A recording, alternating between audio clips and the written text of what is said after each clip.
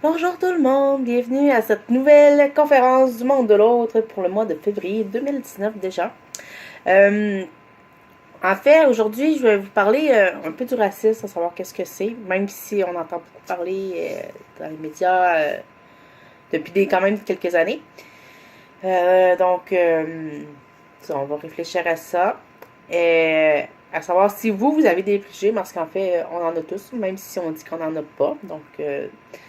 Est-ce qu'à la fin, on va se questionner à savoir si on en a?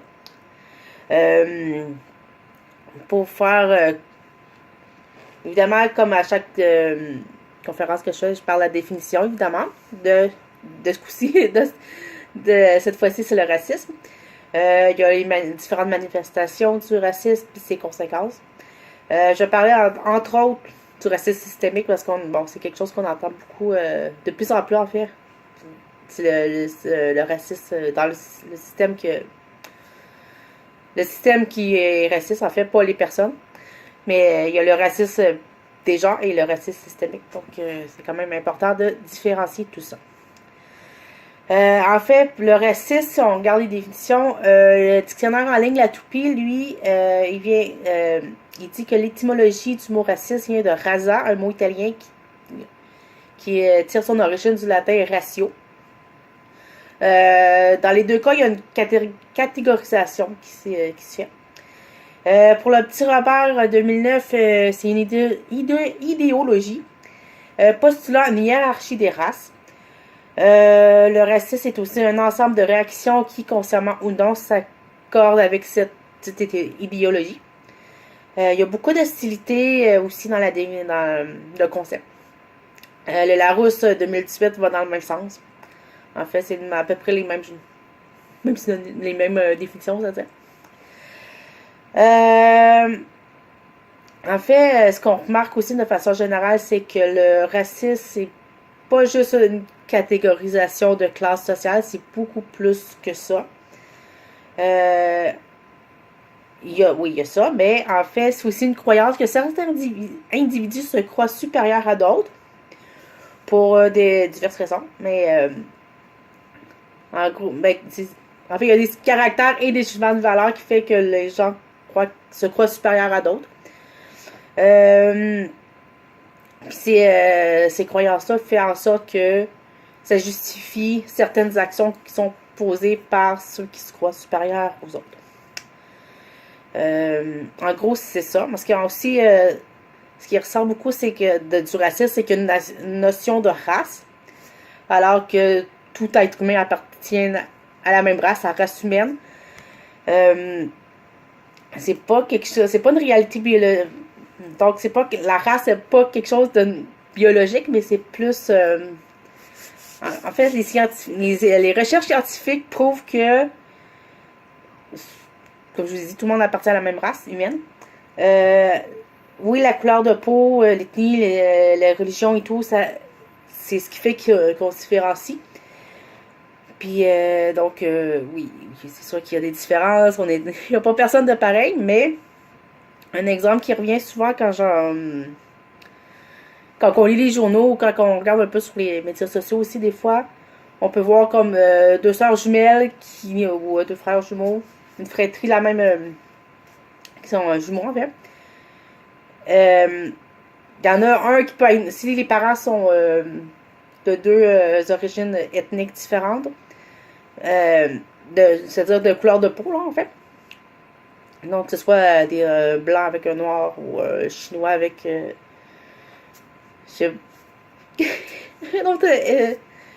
Deux parents d'origine diverse, en fait. Il y en a toujours un qui. Ben, pas toujours, mais ça arrive qu'il y en a qui. Parce que c'est plus fréquent dans les couples noirs-blancs. Il y a un des enfants qui peut être blanc, l'autre noir, ou. La tête n'est pas la même non plus.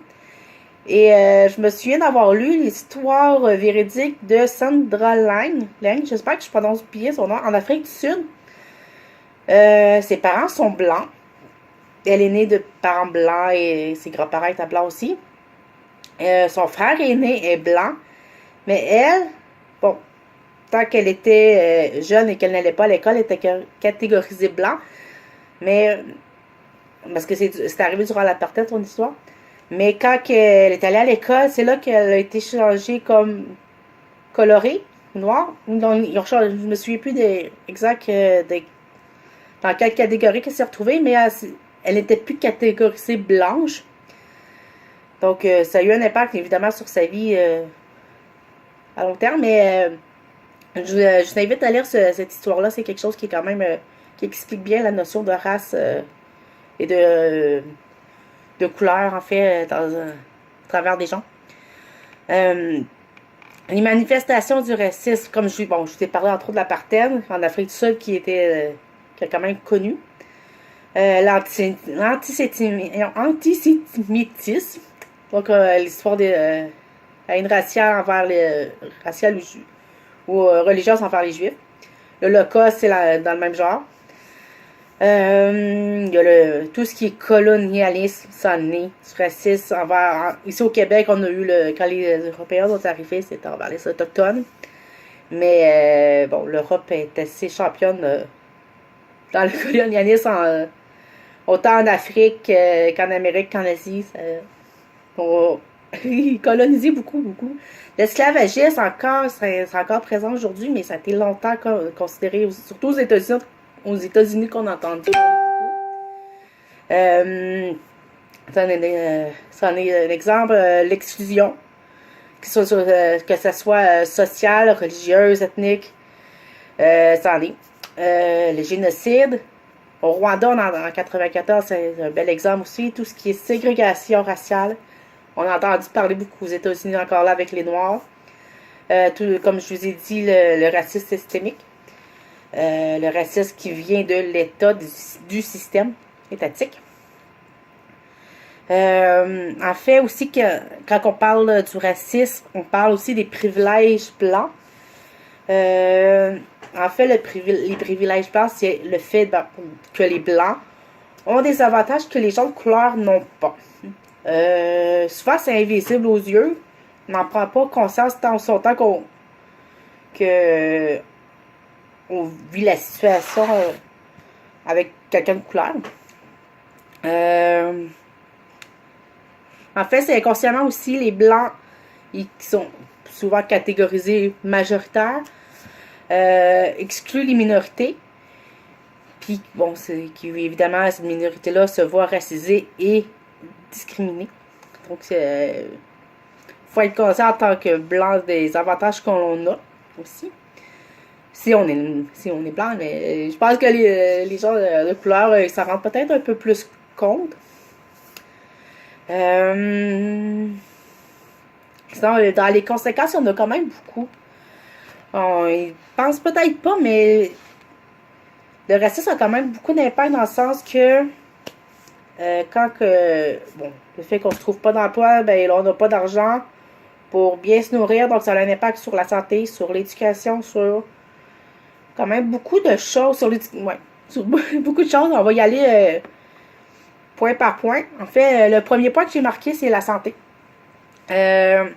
Malheureusement, je n'ai plus la source exacte, mais le lien en fait de la source, mais c'était dans l'American Journal of Public Health, qui a paru l'année passée, au début de 2018, sur les effets de la discrimination raciale modérée sur les impacts de la santé. En fait, évidemment, si la santé est affectée, à peu près le reste l'est aussi, parce qu'on ne peut pas travailler, on ne peut pas bien se nourrir, on ne peut pas bien... On développe des maladies, fait que c'est de plus en plus difficile. L'espérance de vie aussi diminue quand on est des victimes du racisme. Aussi, quand ce qui était dans l'étude, ça disait que quand les nouveaux arrivants arrivent dans un nouveau milieu, souvent, ils sont en parfaite santé, ils sont top shape. Top chef, oui, bravo, j'ai écouté l'émission récemment. Donc, je suis mêlée, top shape, désolée. Mais, en raison du stress qu'ils vivent à leur arrivée, souvent cette santé-là se détériore. Donc, ça a quand même un impact vraiment important. Mais en même temps, l'équipe médicale, dans une équipe... Je recommence, désolée. Mais même, c'est ça, dans une équipe médicale, quand on va à l'hôpital, souvent, il y a des médecins ou des infirmières qui vont mal agir par rapport, que ce soit conscient ou non, par rapport à une race spécifique, parce qu'ils ont des billets, puis mais, en fait, c'est un exemple, ça c'est un exemple que je tire du livre de Shakil Choudouri, qui vient d'être publié il y a quelques semaines, aux mêmes auditions de Mémoire d'encre, d'encrier, c'est-à-dire, une petite faute, qui s'appelle Vivre la diversité, en finir avec le clivage entre eux et nous. Donc, je vous invite à le lire en passant. Donc, lui, dans ce livre-là, il parlait justement, il donnait comme exemple que même les médecins, que même si on travaille dans le domaine interculturel, on peut avoir quand même des biais envers les autres races. Donc, c'est quand même que ce soit conscient ou non, mais souvent c'est inconscient. Aussi le racisme, je parlais de l'éducation, mais oui, en fait, les enfants, en petite enfance, ils apprennent très vite que souvent les blancs sont meilleurs que comme cet apprentissage-là qui se fait inconsciemment, parce que souvent les enfants imitent ce qu'ils voient à la télé, ils imitent les parents. Et oui, il y a beaucoup d'études aussi qui ont été faites là-dessus, qui l'ont prouvé. Je ne sais pas s'il y en a qui l'ont vu, le test des enfants noirs avec les poupées, une blanche et une noire. Quand on demandait aux enfants laquelle qui était la plus gentille, ils montraient la blanche. Quand on leur demandait celle qui était la plus méchante, ils pointaient la noire. Et ça a été fait, je pense, dans les années 50, cette étude-là. Puis ils l'ont refait au début des années 2000. Et encore, les enfants répondaient la blanche est la gentille, la noire est la méchante. Donc, c'est des enfants qui ont peut-être 5 ans, plus ou moins. Donc, c'est quand même important aussi de se faire dire, d'enseigner aux enfants, en fait, que le racisme existe, puis de les éduquer, que dire, en fait, que tout le monde est égal, que même si t'es pas blanc, t'es une bonne personne quand même. C'est quand même important aussi à préciser.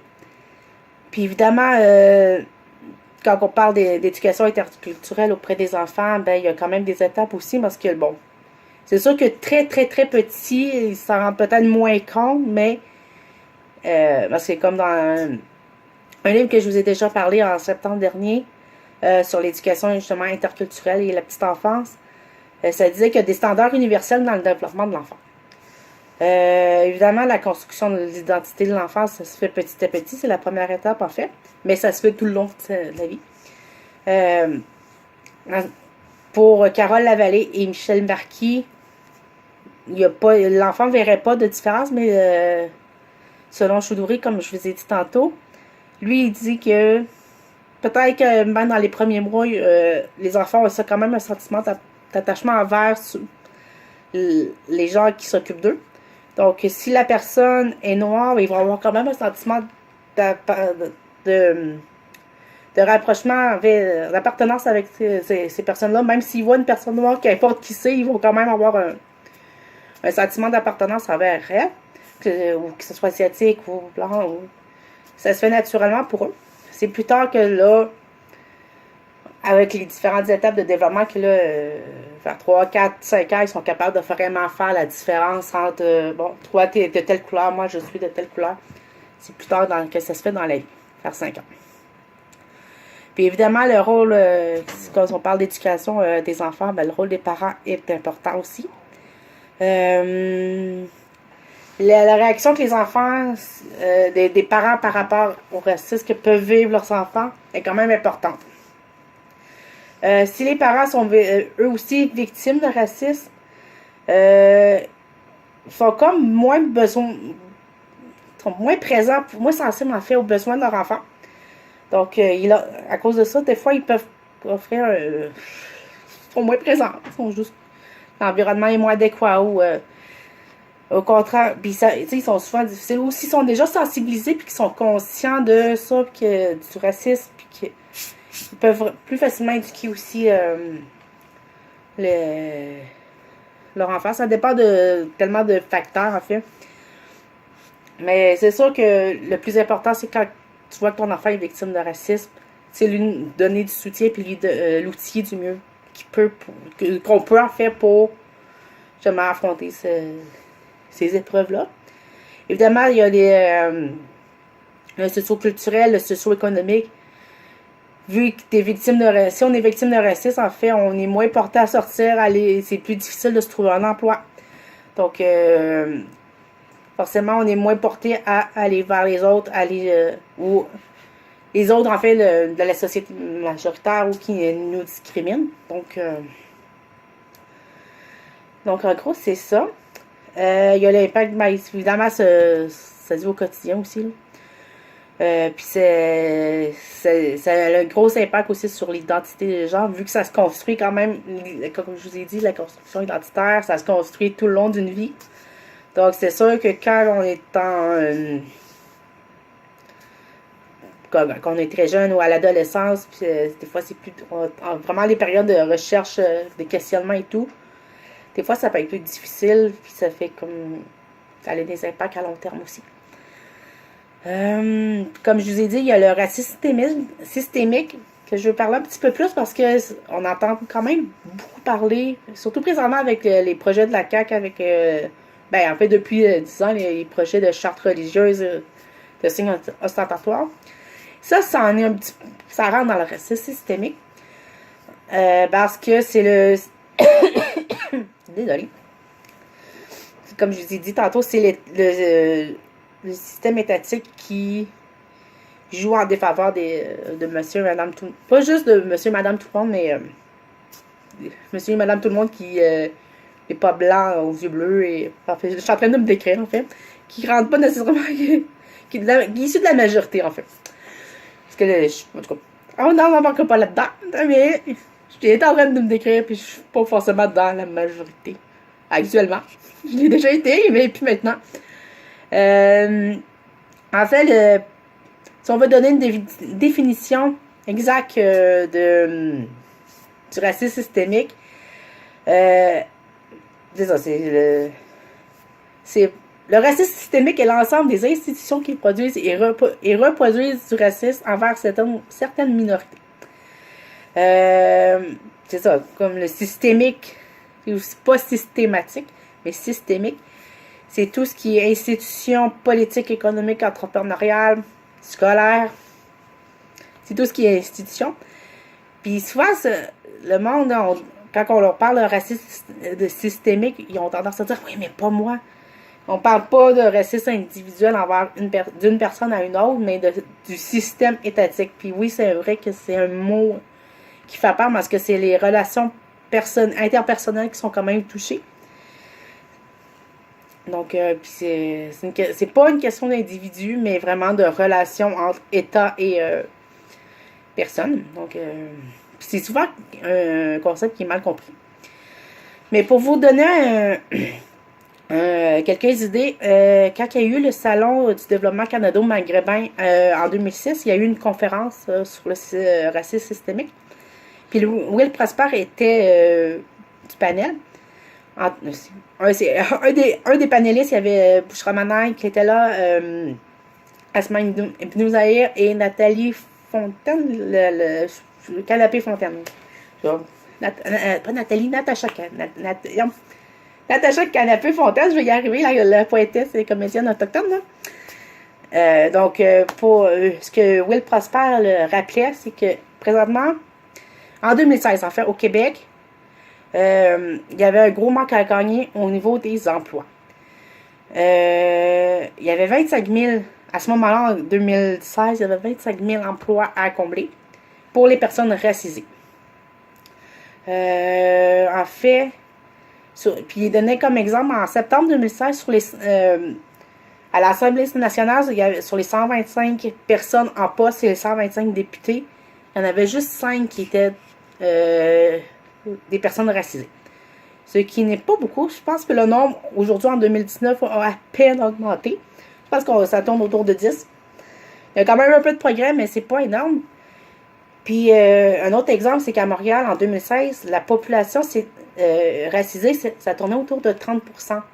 Mais dans les postes à la ville, c'est pas 30%, il y a comme sur les 103 élus, il y en a juste 4 qui étaient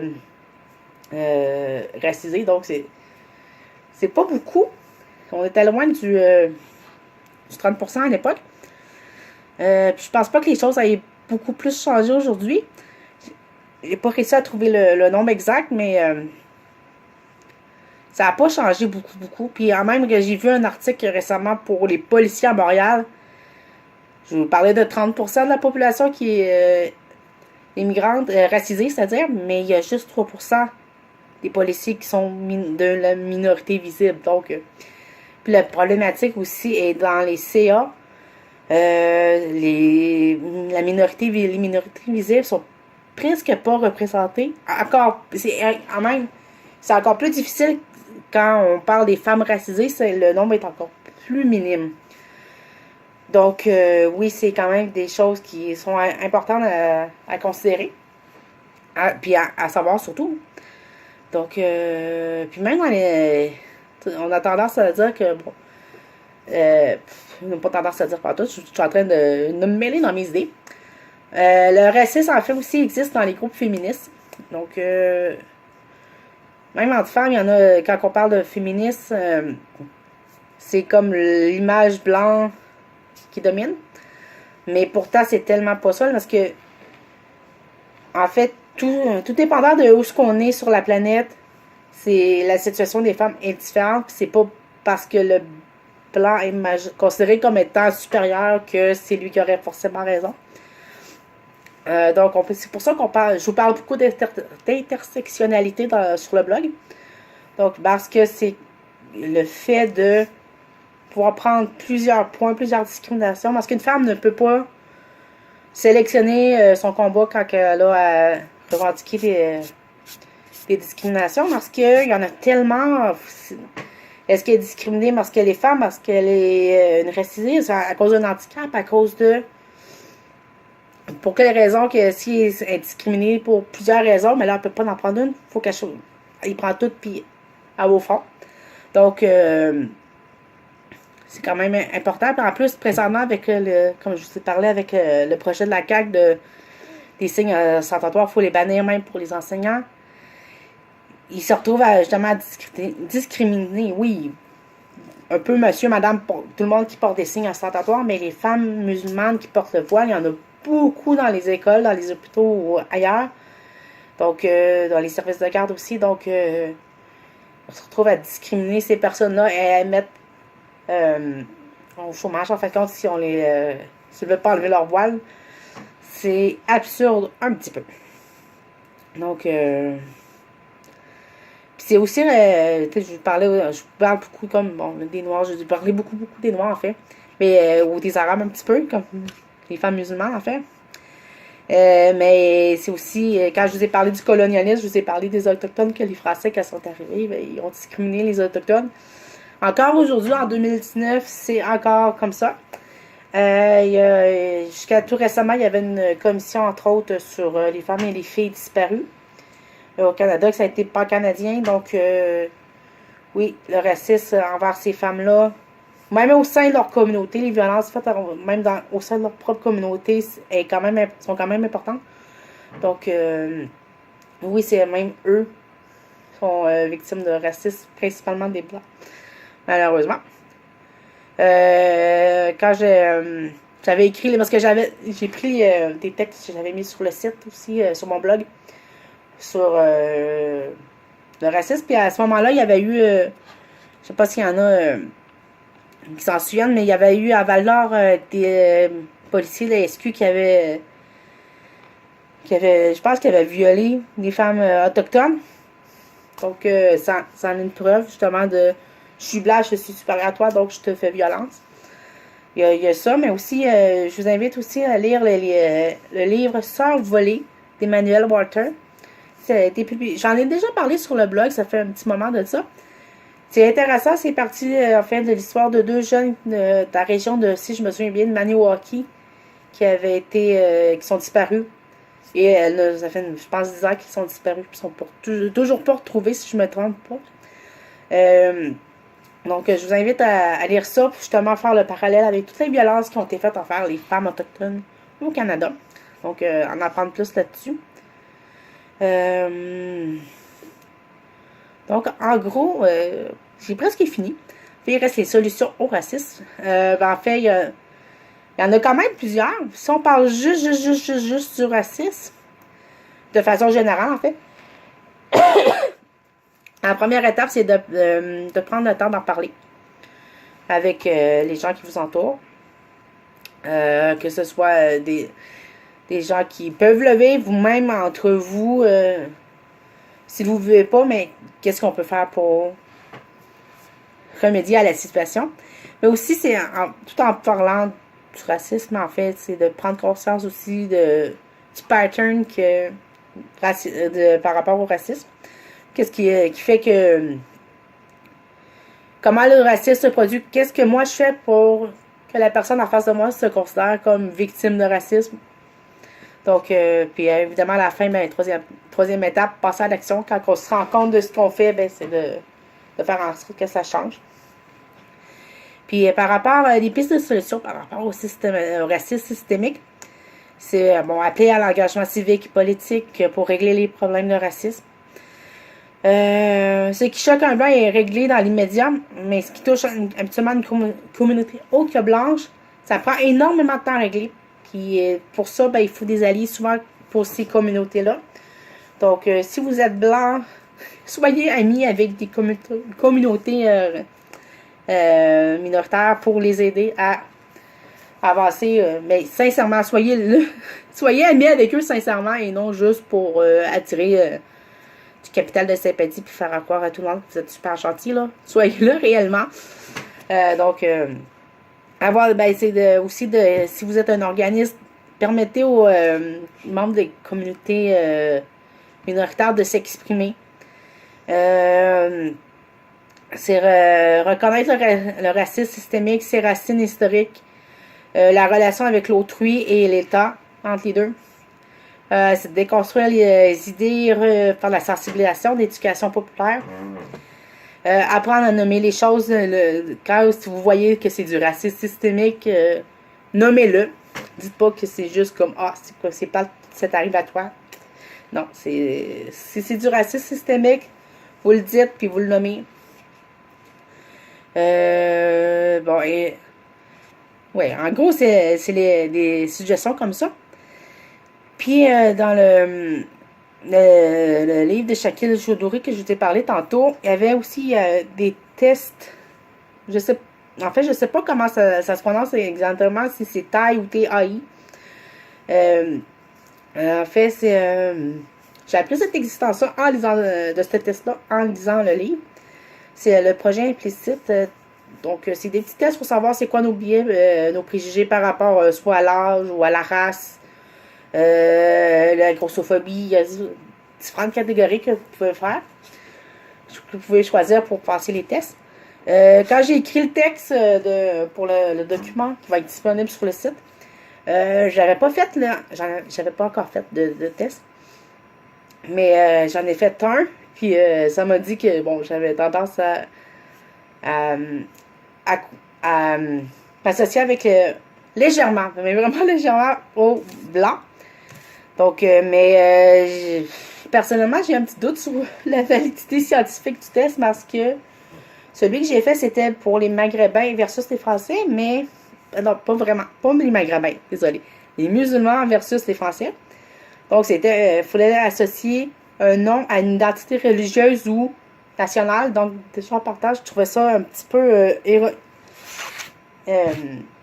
biaisé dans le sens que, personnellement, mon vrai nom, c'est Myriane. C'est purement francophone, mais je suis musulmane. Je m'identifie autant à la culture francophone que québécoise que musulmane. Donc, j'aurais pu aller dans les deux catégories. Il aurait fallu que je choisisse plus française vu que mon nom sonne français. Fait que c'est un petit peu bizarre comme test. Ce que je trouve. Mais en même temps, c'est mon opinion. Donc, en gros, c'est ça, j'ai fait le tour. Donc, vous pouvez retrouver le document et le lire un peu plus en profondeur sur le site. Il va être disponible demain. Parce que là, je tourne le vendredi, donc il va être disponible à partir du 16 sur le site. Donc, 16 février. Donc, sur ce, à la prochaine. J'espère vous voir bientôt.